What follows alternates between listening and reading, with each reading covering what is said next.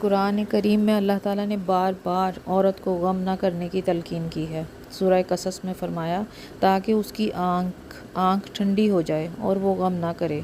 सूरह अहज़ाब में फ़रमाया ताकि उनकी आँखें ठंडी रहें और वो गम ना करें।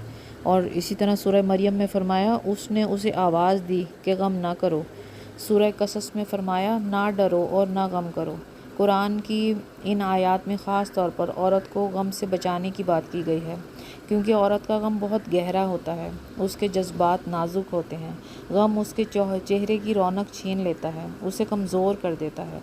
और साइंसी तौर पर भी गम औरत के जिस्म में हार्मोन्स पर असर डालता है। कई औरतें हैं जो गम की वजह से मां ना बन सकें।